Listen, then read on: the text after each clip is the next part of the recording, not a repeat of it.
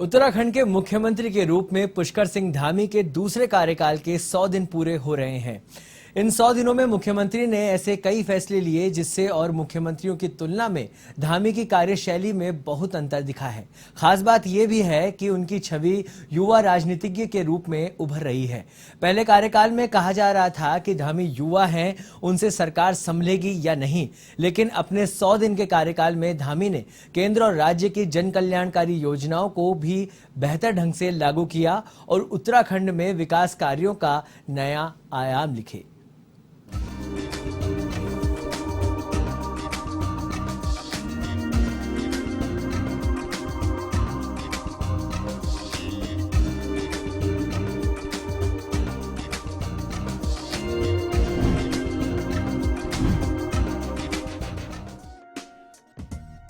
उत्तराखंड में बीजेपी की सरकार दोबारा रिपीट हुई है।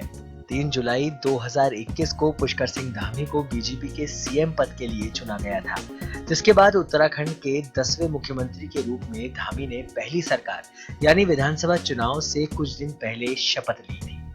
सीएम धामी 45 साल की उम्र में उत्तराखंड के सबसे कम उम्र के मुख्यमंत्री बने और उन्होंने अपनी पिछली सरकार के कार्यकाल में ही काम करके ये साबित कर दिया कि विकास के लिए तजुर्बा नहीं बल्कि विश्वास की जरूरत होती है।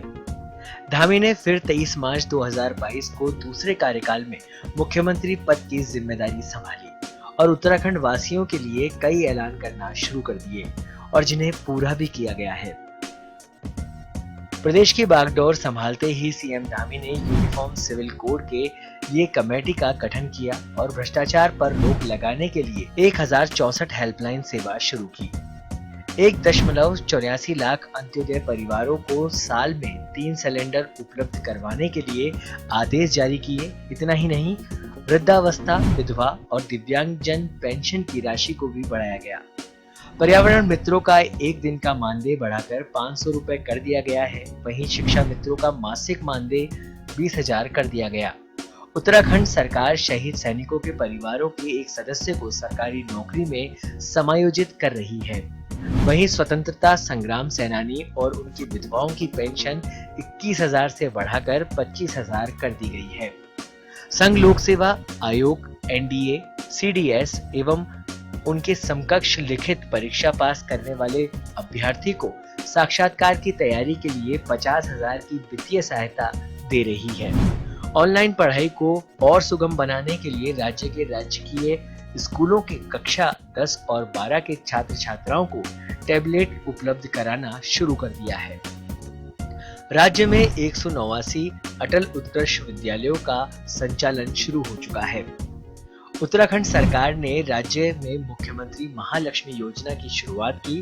वहीं आशा कार्यकर्ताओं के मानदेय में 1500 रुपए की बढ़ोतरी की गई है। कोविड-19 से प्रभावित परिवारों के निराश्रित बच्चों को वात्सल्य योजना का सहारा दिया गया।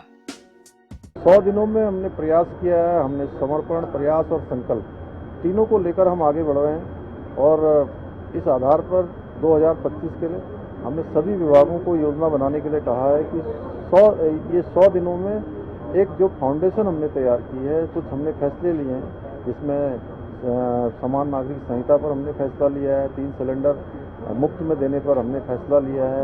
इसके साथ ही वृद्धावस्था पेंशन है, विकलांग पेंशन है और हमारी विधवा पेंशन है। तीनों पेंशनों को हमने बढ़ाया है। साथ ही पहले परिवार में एक पेंशन मिलती थी, अब दोनों को पेंशन देने के, दोनों वृद्ध बुजुर्ग दंपतियों को दोनों को पेंशन देने की व्यवस्था की है। ऐसे ही इसी प्रकार से भ्रष्टाचार जो हमारे यहाँ दीमक की तरह लग गया है, उत्तराखंड पूरा पारदर्शी हो। उत्तराखंड अगर भ्रष्टाचार मुक्त होगा तो निश्चित रूप से सभी में हमारी कार्य संस्कृति भी आएगी, कार्य व्यवहार भी आएगा और तेजी भी आएगी।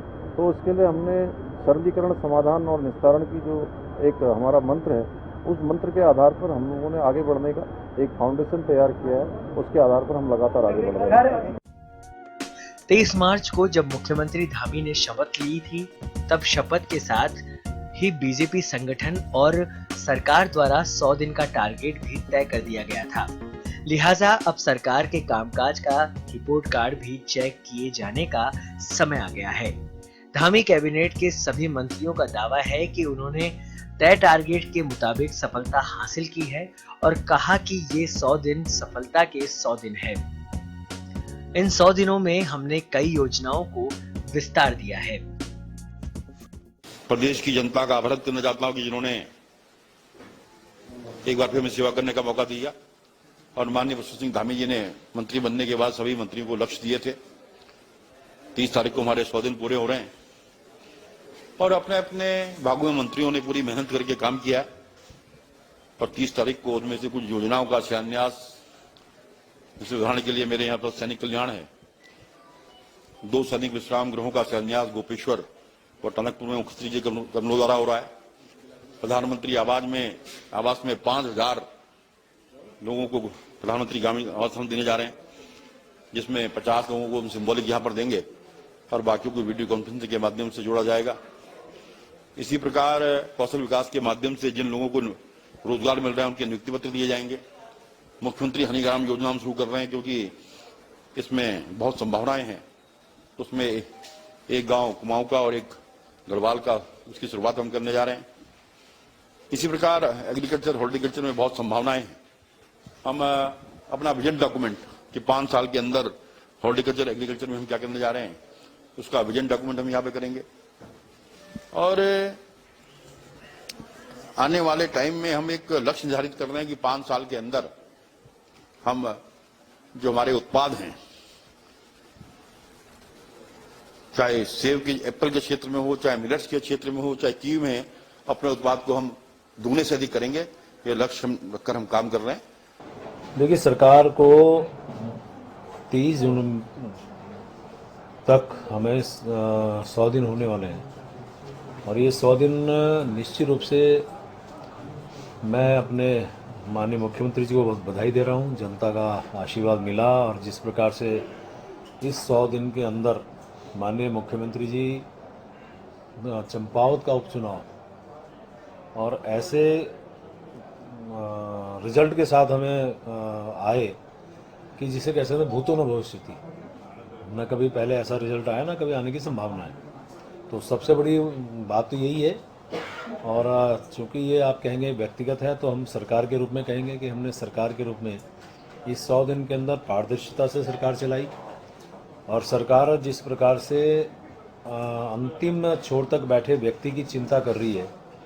अब आप देखिए, शुरुआती तौर पे जब पहली कैबिनेट हुई, माननीय मुख्यमंत्री जी ने बहुत पहले घोषणा की थी कि हम लोग समान नागरिक आचार संहिता लागू करेंगे, जिसके लिए समिति बन गई है। माननीय मुख्यमंत्री जी ने तब कहा था और हमारे दृष्टि पत्र में भी था कि हम जो हमारी बहनें हैं जिन्हें उज्ज्वला योजना से लाभ मिला था और अंत्योदय के अंतर्गत 1,84,000 ऐसे हमारे उपभोक्ता हैं जिनको साल भर में 3 बार जो है सिलेंडर भरवा के हमारी सरकार देगी। उस दिशा में काम इस बजट में प्रावधान हुआ है और इसी प्रकार से आप जानते हैं जो मेरा विभाग है, बजट मैंने पेश किया उसमें जिस प्रकार से चाहे घसियारी योजना की हम बात करें, उसमें कहाँ पहले 4 जिले तक वो आच्छादित थी, आज हमने पूरे पर्वतीय 9 के 9 जिले उसमें लिए हैं। जो हमारे लोग थे जिसे हम राजस्व पुलिस की के रूप में जानते हैं, उनके सामने संकट था कि कैसे वो पहाड़ पे अन्य क्षेत्रों में मुकाम तक पहुँचे। उनके लिए भी हमने इस बजट में प्रावधान किया कि उनको मोटरसाइकिल हम लोग देंगे और 75 गाँवों को, चूँकि हमारा अमृत महोत्सव है, 75 गाँव को हम उसमें जोड़ रहे हैं और 75 गाँव के अंतर्गत आने वाले हमारे युवाओं को उसमें लाभ मिलेगा, ग्रामीणों को लाभ मिलेगा, सड़क से, बिजली से, पानी, इस तमाम चीज़ें की उसमें सुविधाएं हम लोग दे रहे हैं। ये सब काम उस दौरान होने वाले हैं। हम तो ये आशीर्वाद मांगते ऊपर वाले थे कि जनता के साथ जो वादे किए उन वादों को पूरा करें। जो हमारा संकल्प पत्र है उसको गीता के तौर पर हम लोगों ने अडॉप्ट किया और उस संकल्प पत्र के क्रियान्वयन के लिए लगातार अपने अपने विभागों को, सभी मंत्रियों के द्वारा अपने विभागीय अधिकारियों को निर्देश दे दिए गए हैं, जिस पर कार्य योजना बनाने के लिए कहा गया। उसी के अनुरूप कार्य योजना बना रहे हैं ताकि मुख्यमंत्री जी की भावना के अनुरूप ये राज्य 25वें वर्ष में देश के अग्रणी राज्यों में स्थापित हो। देखिए, 100 दिन में सबसे बड़ी उपलब्धि तो आप ये देखिए कि जो हमने काम किया, पूरे देश में मुख्यमंत्री उपचुनाव में 94% वोट लाई, इससे बड़ी उपलब्धि क्या हो सकती है। और जो हमने संकल्प किया था लोगों के साथ, मसलन ये 3 सिलेंडर साल में देने का, उसका क्रियान्वयन किया है। पेंशन जो देने की बात थी कि दोनों को पेंशन मिलेगी, उसका क्रियान्वयन किया है। ऐसे तमाम निर्णय लिए हैं जो आगे जाके राज्य के विकास में मील के पत्थर साबित होंगे। सबसे पहले तो प्रदेश की जनता का बहुत बहुत धन्यवाद करूंगा कि आपने 2022 के चुनाव में उत्तराखंड में मिथक तोड़ते हुए 2/3 मेजॉरिटी के साथ भारतीय जनता पार्टी की सरकार बनाई। आपने अपने बेटे माननीय पुष्कर सिंह धामी जी पे, आपने माननीय मोदी जी के नेतृत्व पे भरोसा जताया और लगातार ये सरकार इन 100 दिनों में प्रयासरत है कि जो वादे चुनाव में जनता के साथ किए थे उनको पूर्ण किए जाएं। और कुछ अगर मैं आपको अंश बताऊं तो हमारे घोषणा पत्र में हमने वादा किया था कि हम महिलाओं को 3 गैस सिलेंडर फ्री देंगे। उसका इस सरकार ने जियो भी किया, कैबिनेट ने स्वीकृति दी, जियो हुआ और इसी बजट में उसका प्रावधान कर दिया गया। शिक्षा मित्रों का पैसे हमने बढ़ाने की बात कही थी, हमने उस पैसे को बढ़ाने का काम किया। उसके बाद हमने जो वृद्धा पेंशन जो है वो परिवार में एक सदस्य को मिलती थी, दोनों सदस्य को देने की बात कही, उसका जियो हुआ। उनका मानदेय 12 जो पेंशन है उसका मानदेय 1200 रुपये बढ़ा के 1500 रुपये किया गया। हमने यूनिफॉर्म सिविल कोड जो माननीय मुख्यमंत्री जी की घोषणा थी चुनाव में कि उसको लागू किया जाएगा उत्तराखंड में, पहली कैबिनेट में ही उस पर फैसला करते हुए माननीय मुख्यमंत्री जी को अधिकृत किया और माननीय मुख्यमंत्री जी का धन्यवाद करता हूं कि उन्होंने इसमें कमेटी भी गठित कर दी है। जल्द से जल्द इस कमेटी की रिपोर्ट आएगी और यूनिफॉर्म सिविल कोड उत्तराखंड में लागू होगा। लेकिन मुख्यमंत्री पुष्कर सिंह धामी ने कहा कि प्रदेश सरकार के 100 दिन हमारे संकल्प और प्रयास के दिन हैं। उत्तराखंड की जनता ने मिथक तोड़ने का काम किया। हम उनसे किए गए एक एक संकल्प को पूरा करेंगे और हम केंद्र की तरह राज्य में भी कार्य व्यवहार और कार्य संस्कृति बनाने का प्रयास कर रहे हैं। ऐसे में जानना जरूरी हो जाता है कि आखिर 100 दिन के कार्यकाल को लेकर उत्तराखंड की जनता क्या सोचती है। धामी सरकार के 100 दिन पूरे होने पे मैं उनको बहुत बहुत बधाई देता हूँ। हमारा उत्तराखंड प्रदेश जो है एक बहुत ही खुशहाल प्रदेश बन गया है जी, धामी सरकार के नेतृत्व में जो चल रही है सरकार। और जितने भी व्यापारी है, वो छोटे व्यापारी हैं या बड़े उद्योगपति व्यापारी जितने भी है, सबकी सरकार के जो है सब जो है अपना खुशहाल में कोई दिक्कत परेशानी नहीं आ रही है। मैं धामी सरकार को उनके 100 दिन पूरे होने पर उनको बहुत बहुत शुभकामनाएं देती हूं और उन्होंने जो महिलाओं के लिए गैस योजनाएं उपलब्ध कराई हैं, हम सभी महिलाएं उसके लिए उनकी आभारी हैं। और हमारे ज़िले में उनके आने से, उनकी सरकार बनने से जो है महिलाओं के और अन्य अपराध बहुत कम हुए हैं। धामी सरकार को 100 दिन पूरे होने पर उनको बधाई देना चाहता हूं।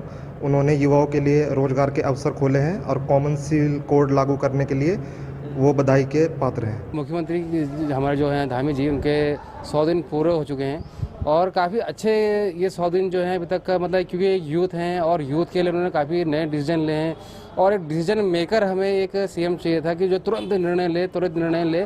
तो काफ़ी उन्होंने कुछ किया। अभी टैबलेट योजना दी उन्होंने चालू करी, तो तमाम हमारे कॉलेजों में, महिला कॉलेज में सब जगह टैबलेट वगैरह पहुँचे।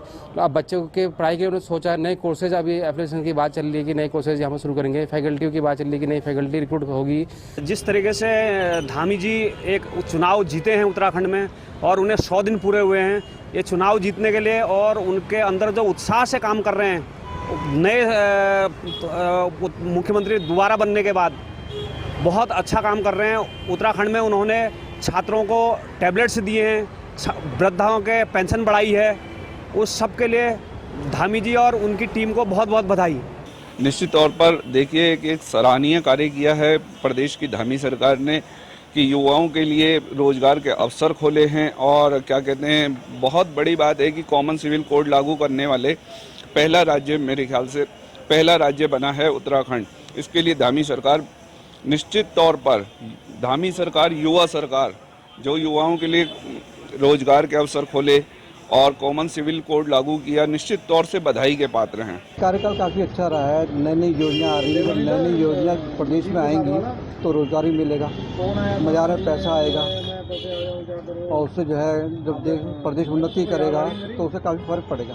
मैं बस इतना कहना चाहती हूँ कि जो धामी जी की सरकार है और जो उन्होंने 100 दिन में कार्य किए हैं वो काफ़ी सराहनीय हैं, क्योंकि जो रोजगार के क्षेत्र में, शिक्षा के क्षेत्र में, कृषि के क्षेत्र में और जो युवाओं को आगे बढ़ाने के लिए आगे बढ़ाने वाले क्षेत्रों में जो कार्य कर रही है वो काफ़ी सराहनीय है। और वो धीरे धीरे, मुझे लगता है वो धीरे धीरे पुष्कर सिंह धामी जी युवाओं के एक लोकप्रिय नेता बनते जा रहे हैं। हालांकि पुष्कर सिंह धामी अपनी सरकार के 100 दिन के कार्यकाल के रोड मैप को लेकर हाईकमान के सामने पूरा फीडबैक दे चुके हैं। 3 दिन के दिल्ली दौरे के दौरान सीएम धामी ने पीएम नरेंद्र मोदी, रक्षा मंत्री राजनाथ सिंह, केंद्रीय पर्यटन मंत्री जी किशन रेड्डी और राष्ट्रीय अध्यक्ष जेपी नड्डा से मिलकर सरकार के अब तक के कार्यकाल और भविष्य की रणनीति पर चर्चा की है। पुष्कर धामी सरकार के 100 दिन पूरे होने के कार्यकाल को पूरे उत्तराखंड उत्सव के रूप में मना रहा है। दूसरी बार पुष्कर धामी सरकार को उत्तराखंड में प्रचंड बहुमत में आई। इस प्रचंड बहुमत में आने के बाद पुष्कर धामी सरकार ने उत्तराखंड शासन के लिए, उत्तराखंड की व्यवस्था के लिए बहुत ही दूरगामी सोच के साथ कार्य किए। आते आते इन्होंने जैसा पहले चुनाव से पहले वादा किया था कि हम जीतेंगे तो यूनिफॉर्म सिविल कोड लाएंगे। ये बहुत बड़ी उपलब्धि रही कि पुष्कर धामी जैसे ही मुख्यमंत्री बने तुरंत उन्होंने कमेटी गठित की और यूनिफॉर्म सिविल कोड लाने की दिशा में उन्होंने कमेटी गठन किया। उसके बाद प्रदेश में तो चारों तरफ जहाँ भी भ्रष्टाचार उन्हें समझ में आ रहा था कि चारों तरफ जहाँ भ्रष्टाचार हो रही है, खनन में हो रही है, परिवहन विभाग में भ्रष्टाचार, सभी भ्रष्टाचारों पर अंकुश लगाने के लिए उन्होंने तत्काल प्रभाव से बहुत अच्छा कार्य किया। दूसरी बार कमान संभालने के बाद मुख्यमंत्री पुष्कर सिंह धामी ने एक के बाद एक जनहित में फैसले लेकर लोगों के इरादों को मजबूत करने का काम किया है। सुशासन के लिए मुख्यमंत्री धामी ने सख्ती भी दिखाई और आय से अधिक संपत्ति मामले में IAS रामविलास यादव की गिरफ्तारी हुई, यानी भ्रष्टाचार के खिलाफ मुख्यमंत्री ने अपने इरादे साफ कर दिए हैं, जिससे यह माना जा सकता है कि उत्तराखंड के मुख्यमंत्री पुष्कर सिंह धामी जनता के किए गए तमाम वादों को एक के बाद एक पूरा करने का प्रयास जरूर कर रहे हैं। A1 टीवी से ब्यूरो रिपोर्ट।